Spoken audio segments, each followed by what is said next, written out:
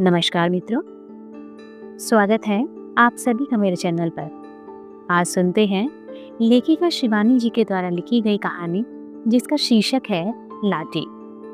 लाठी कहानी है एक स्त्री की जिसका नाम बानो होता है, जो बाद में लाठी के नाम से जानी जाती है।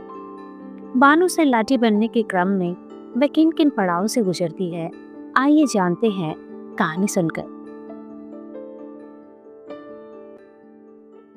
लंबे देवदारों का झुरमुट झुक झुक कर गेठिया सैनिटोरियम की भलैया से ले रहा था। कांच की खिड़कियों पर सूरज की आड़ी तिरछी किरणें मरीजों के क्लांत चेहरे पर पड़कर उन्हें उठा देती थी। मौत की नगरी के मुसाफिरों के रोग जीर्ण पीले चेहरे सुबह की मीठी धूप में क्षण भर को खिल उठते। आज टीवी सिरदर्द और जुकाम खांसी की तरह आसानी से जीती जाने वाली बीमारी है, पर आज से कोई 20 साल पहले टीबी मृत्यु का जीवंत आह्वान थी। भुवाली से भी अधिक मांग तब गेठिया सैनिटोरियम की थी। काठ गोदाम से कुछ ही मील दूर एक ऊंचे पहाड़ पर गेठिया सैनिटोरियम के लाल लाल छतों के बंगले छोटे छोटे गुलदस्ते से सजे थे। 3 नंबर के बंगले का दुगना किराया देकर कप्तान जोशी स्वयं अपनी रोगिणी पत्नी के साथ रहता था। बंगले के बरामदे में पत्नी के पलंग के पास वह दिन भर आराम कुर्सी डाले बैठा रहता था। कभी अपने हाथों से टेम्परेचर चार्ट भरता और कभी समय देख देख कर दवाइयाँ देता। पास के बंगले के मरीज बड़ी तृष्णा और चाव से उनकी कबूतर सी जोड़ी को देखते। ऐसे घातक बीमारी में कितने यत्न और स्नेह से सेवा करता था कप्तान जोशी। कभी उसके आनंदित चेहरे पर झुंझलाहट या खींच की अस्पष्ट रेखा भी नहीं उभरती। कभी वह घुंघराले बालों को ब्रश से संवारता, बड़े ही मीठे स्वर में पहाड़ी जोड़े गाता, जिनकी मिठास में तिब्बती बकरियों के गले में बंधी बसती रुनकती घंटियों की सी छुनुक रहती। पहाड़ी मरीज बिस्तरों से पुकार कर कहते, वाह कप्तान साहब, एक और। कप्तान अपने पलंग से घुली मिली सुंदरी बानो की ओर बड़े लाड से देखकर मुस्कुरा देता। बानो का गोरा चेहरा बीमारी से एकदम पीला पड़ गया था और उसकी बड़ी बड़ी आंखें और बड़ी बड़ी हो गई थी। शांत तरल दृष्टि से वे कप्तान को दिन रात टुकुर टुकुर देखती रहती। विवाह के 2 वर्ष पश्चात ही यही उसका वास्तविक हनीमून था, जहां न अम्मा, चाची और ताई की शासन की लगाम थी, ना नई बहू के घूंघट की बंदिश। कप्तान उसकी दुर्बल तप्त हथेली को अपनी कसरती मुट्ठी में बड़े प्यार से दबाकर सहलाने लगता तो उसकी सीख से कलाई की सोने की चूड़ी सर कर कोहनी तक सरक जाती। उन दिनों गेठिया का डॉक्टर एक अधेड़ स्विस था। एक दिन उसने कप्तान को अकेले में बुलाकर कहा, कप्तान, तुम अभी जवान हो, यह बीमारी जवानी की भूखी है। मरीज की भूख को दवा से जीतना होगा, मोहब्बत से नहीं। क्षण भर को सब समझकर कप्तान लाल पड़ गया। उसके बूढ़े पिता के भी कई पत्र आ चुके थे और माँ ने रो रो कर चिट्ठियां डाल दी थी। मेरे 10-20 पूत नहीं है बेटा, यह बीमारी अत्यंत सत्यानाशी है। पर कप्तान पहले की तरह अलमस डोलता, कभी बानों के केशों को चूमता, कभी उसकी रेशमी पलकों को, कभी पास के वार्ड की गुमान सिंह मालदार की गोल मटोट पत्नी से मजाक करता। सैनिटोरियम की मनुष्य जिंदगी के काले आकाश में रोबदार ठकुरानी ही एकमात्र द्युतिमान तारिका थी। भरे भरे हाथ पैर की, चिकने चेहरे पर सदा मुस्कान बिखेरती वह पूरे सैनिटोरियम की भाभी थी। उसके स्वास्थ्य के दुर्गम दुर्ग में भी न जाने बीमारी का घुन किस आरक्षित छिद्र से प्रवेश पा गया था। टीबी लगने की पीड़ा से कराती वह अपनी गालियों का अक्षय भंडार खोल देती। कभी ससुर को लक्ष्य बनाती, हैं हमारे बुर्जू आदि कुमाऊं के छत्रपति, और बहू शमशान को जा रही है तो उनकी बला से दुम उठाकर जिसे देखा वही बच्चा नर से मादा निकला। ऐ शब्बास, क्या पंच के स्टैंडर्ड का सेंस ऑफ ह्यूमर है? भाभी तबीयत बाग बाग कर दी। कप्तान कहता, एक नीरा खसम है साला, पी के धुत होगा किसी गोरी मेम को लेकर। 2 महीने से हरामी झांकने को भी नहीं आया। दाढ़ी जारे की छटरी उठेगी तो मजाल मैं भी सुहाग उतारूं। वह फिर कहती, क्यों भाभी क्यों कोस रही हो? कप्तान हंसकर कहता। प्रौढ़ा नेपाली भाभी की सदाबहार हंसी से खिलखिलाती आंखें छलक उठती। शाबाश कप्तान बेटा, कैसी सेवा कर रहा है तू। और एक हमारे हैं, मिले तो मूछें उखाड़कर हरामी के मुंह में ठूस दो। कप्तान हंसते हंसते दोहरा हो जाता। मूछें उखाड़कर मुंह में ठूसने की बात कुछ ऐसी जम जाती कि वह भागकर बानो को सुना आता। नेपाली भाभी के पति की असंख्य मोटरें अल्मोड़ा नैनीताल को घेरे रहती। चाय के बगीचों का अंत नहीं था, किंतु उनके वैभव ने पत्नी के प्रति प्रेम और मोह की बेड़ियां काट दी थी। 1 वर्ष से वे एक बार भी उसे देखने नहीं आए। एक दिन कप्तान ने देखा, नेपाली भाभी की खांसी बहुत बढ़ गई है। खांसी का दौरा सा पड़ा और कप्तान भागकर देखने गया तो देखा, रक्त के कुंड के बीच नेपाली भाभी की विराट घेवा देह निष्प्राण पड़ी थी। कुछ दिन तक कप्तान उदास हो गया। बानो की बड़ी बड़ी आंखों में भी उदासी के डोरे पड़ गए। जब ऐसे हंसती खेलती लाल लाल भाभी को मौत खींच ले गई तो हड्डियों का ढांचा मात्र बानो तो हवा में उड़ती रुई का फाहा थी। भाभी की मौत आकर जैसे उन दोनों के कान में कह गई थी कि जिंदगी कुछ ही पलों की है। उन अमूल्य पलों के अमृत स्वरूपी रस की अंतिम बूंद पे उन दोनों को छोड़ना मंजूर न था। नित्य निकट आती मौत ने बानो को चिड़चिड़ा बना दिया, पर जैसे इकलौते जिद्दी दुर्बल बालक की हर जिद को स्नेहमयी माता हंस हंस कर झेल लेती है, वैसे ही कप्तान हठीली बानो की हर जिद पूरी करता। कभी वह खिली चांदनी में बाहर जाने को मचलती तो वह अपने खाकी ओवरकोट में उसे लपेटकर अपनी देह से सजाए लंबे चीड़ की छाया में बैठा रहता।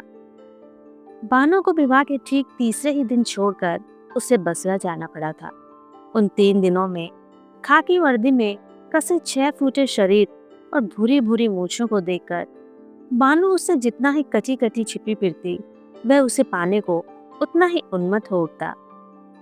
उसे देखते ही वह अपनी मेहंदी लगी नाजुक हथेलियों से लाज से गुलाबी चेहरा ढाक लेती। दूसरे दिन बड़ी कठिनता से कप्तान उसके मुंह से धीमी फुसफुसाहट में उसका नाम कहलवा पाया था।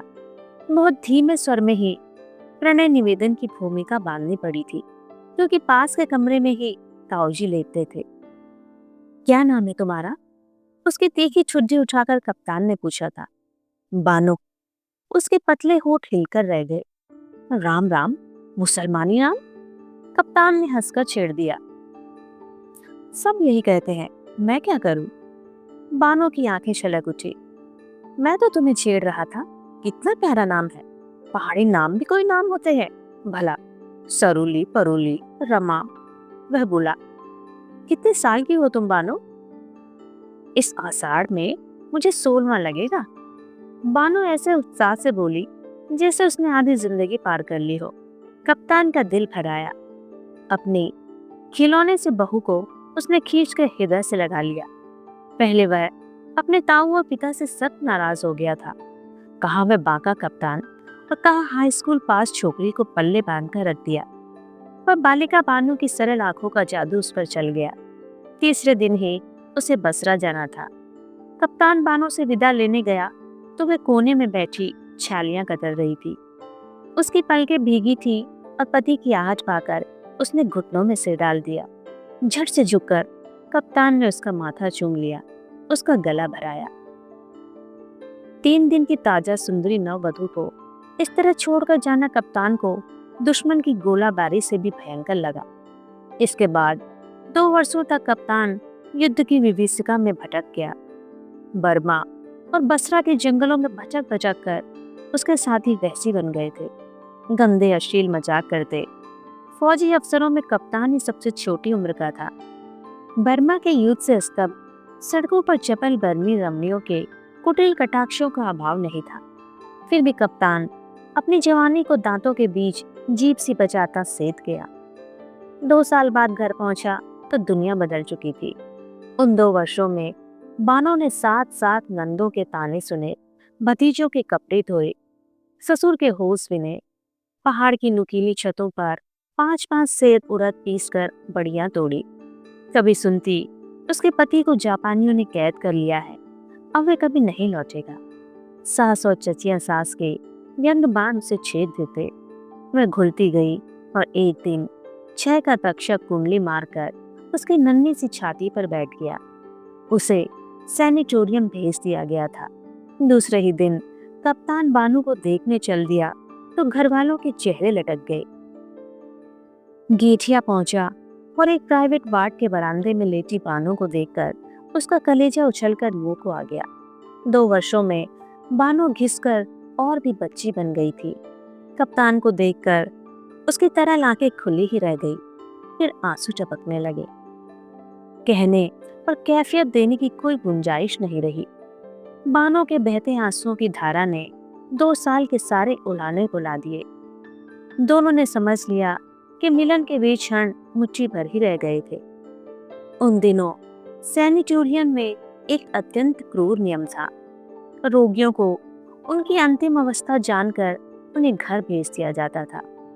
सैनिटोरियम में मृत्यु का प्रवेश सर्वथा निषिद्ध था। नेपाली भाभी की मृत्यु के बाद कप्तान और बानू मातम में डूब गए, पर चौथे दिन फिर हनीमून मनाने लगे।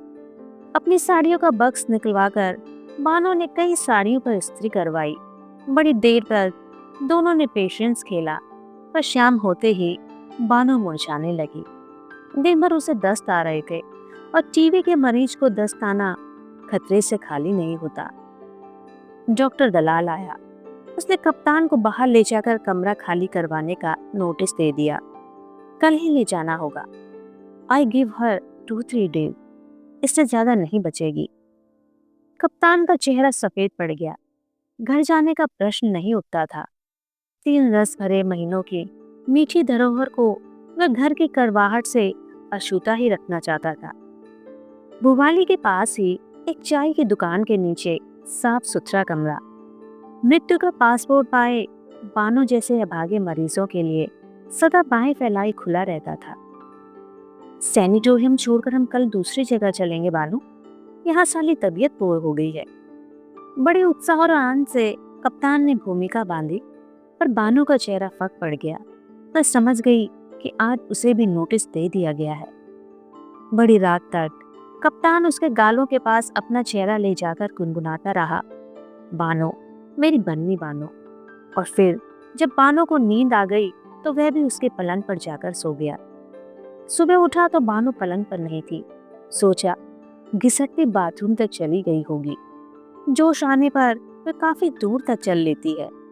बड़ी देर तक नहीं लौटी तो वह घबराकर उठा। बानो कहीं नहीं थी। भागकर वह मरीजों के पास गया। डॉक्टर आया, नर्सें आई, चौकीदार आया, पर बानो कहीं नहीं थी। सैनिटोरियम में आज पहली बार ऐसी अनहोनी घटना घटी थी। दूसरे दिन बड़ी दूर रति घाट पर बानो की साड़ी मिली। मृत्यु के आने से पूर्व वह अभागी स्वयं ही भागकर मृत्यु से मिलने चली गई थी। इसमें कोई संदेह नहीं रहा कि बानो ने डूबकर आत्महत्या कर ली थी। शोक से पागल होकर कप्तान उसकी साड़ी को छाती से चिपटाए फिरता रहा, किंतु एक ही साल में उसका फिर विवाह हुआ। अब के ताऊ और पिता ने खूब ठोक पीट कर बहू छाटी, ऊंची गोरी और एमए पास। कप्तान की नई पत्नी के पिता थे मेजर जनरल। 40 तमगे लगाकर उन्होंने कन्यादान किया तो कप्तान बेचारा सहम कर रह गया। प्रभा इकलौती लड़की थी। फिर दूजू की बीवी थी, जो बादशाह की घोड़ी से कम नहीं होती। उसके 100 नखरे उठाता कप्तान हंसना, खिलखिलाना और मौज मस्तियां सब भूल कर रह गया। 4 साल में कप्तान को 2 बेटे और 1 बेटी देकर प्रभा ने धन संचय की ओर ध्यान लगाया। 16 सालों में कप्तान के बैंक बैलेंस में रुपयों और नोटों की मोटी तह जमा कर दोनों नैनीताल घूमने गए। कप्तान की थोड़ी सी तोन निकल आई थी। चेहरा अभी भी मस्ताना था, पर मूंछों में अब वे एज नहीं रह गई थी। कनपट्टी के आसपास बाल सफेद हो चले थे। 2 जवान लड़कों को कमीशन मिल गया था। बेटी मिरांडा हाउस में पढ़ रही थी। नैनीताल आकर कप्तान के दिल में एक टीस सी उठी। काठ गोदाम से चलकर गेठिया दिखा और वह गुमसुम सा हो गया। नैनीताल के ग्रांड होटल में दोनों टिके। प्रभा बोली, चलो डार्लिंग, पहाड़ का इंटीरियर घूमा जाए, भुवाली चले। चिकन सैंडविच, रोस्टेड मुर्गा पैक करवाकर उसने अपनी फिएट गाड़ी भुवाली की ओर छोड़ी। बगल में दामी चंदेरी साड़ी और बिना बाहों के ब्लाउज से अपने मांसल शरीर की गोरी तमक बिखेरती प्रभा बैठी। भुवाली की एक छोटी सी दुकान देखकर प्रभा ने गाड़ी रुकवा दी। इसी दुकान में आज एकदम पहाड़ी स्टाइल से कलई के गिलास में चाय पियेंगे हनी, वह बोली। कप्तान अब मेजर था। मेजर की डिग्निटी कहाँ जाएगी, वह बोला। भाड़ में, कहकर प्रभा अपनी पेंसिल हील की जूतियां चटकाती दुकान में घुस गई। काठ की एक बेंच धुएं और कालिक से काली पड़ गई थी। उसी को झाड़ कर दोनों बैठ गए। पहले कुछ देर को पहाड़ी दुकानदार बहुत चक्का सा रह गया। लकड़ी के धुआं से एकदम काली केतली में चाय उबल रही थी। खूब गर्म 2 गिलास चाय लाओ गदान, मेजर ने पहाड़ी में कहा और दुकानदार का मुंह खुला ही रह गया। ऐसे अंग्रेजी में बोलने वाला अनोखा जोड़ा पहाड़ी कैसे हो गया, वह सोचने लगा। वह चाय बना ही रहा था कि अलग अलग करते वैष्णवियों के दल ने भीतर घुसकर दुकान को घेर लिया।